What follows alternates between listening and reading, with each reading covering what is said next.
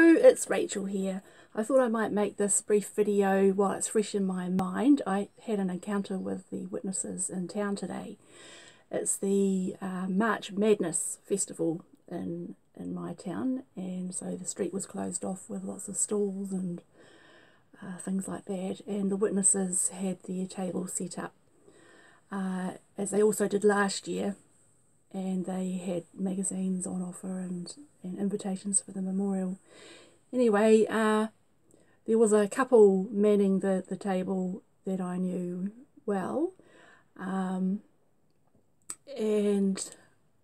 I didn't approach them straight off. My daughter and I decided to have lunch first, and then I'd go to the table and attempt to talk to them. But that couple were gone, and there was another pair there, a man and a younger woman, which I think they may have been related. But anyway, so I walked up to the table and was just talking with my daughter, and I took the memorial invitation, had a look at it, and we just had a look at some of the other things there, and then I decided to speak to them, and I was kind of addressing the young woman that was sitting down, and said, "You must be quite happy that as a result of the Royal Commission that there's a new child safeguarding policy available."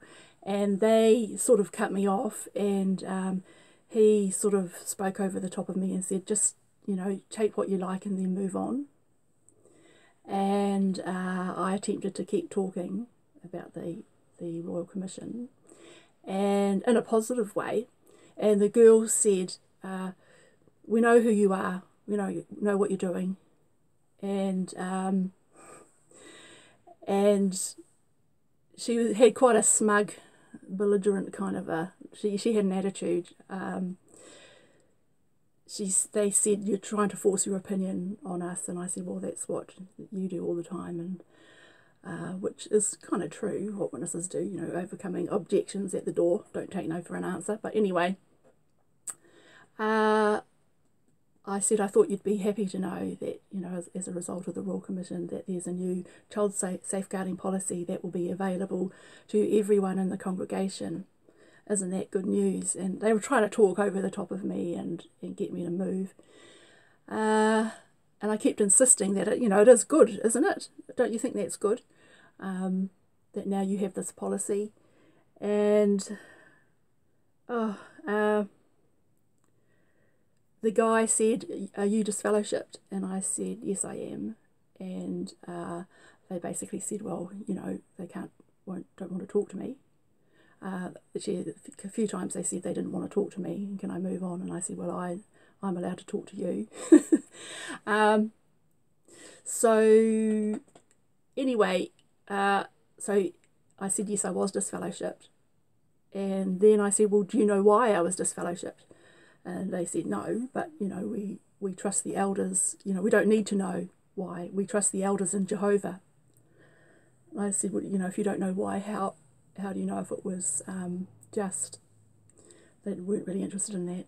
And the guy then said, "Well, I was disfellowshipped and I took it like a man." So,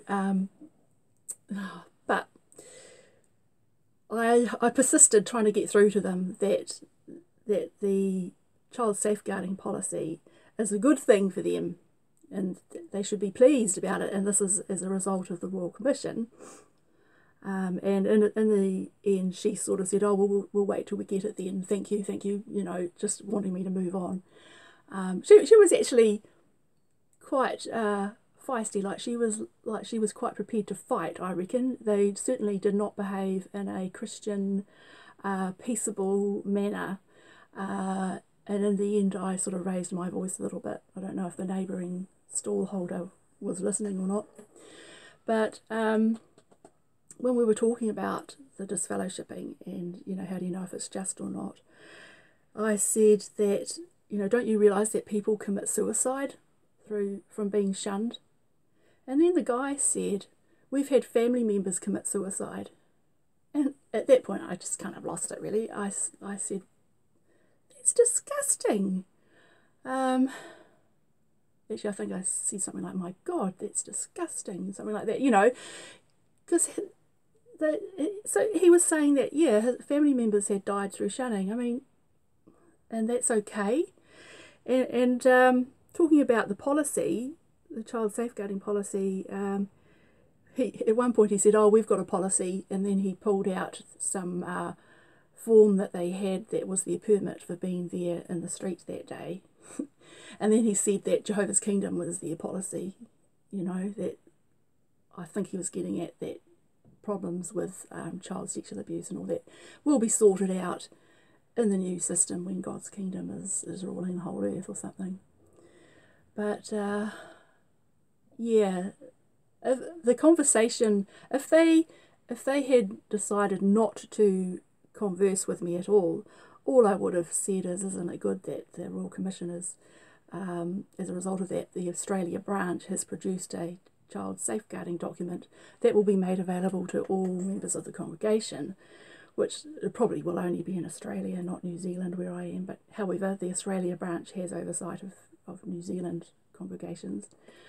And left it at that, but because they sort of butted in, oh, we know who you are, move on, blah, blah, blah, it made me sort of have to raise my voice a little bit and be more insistent.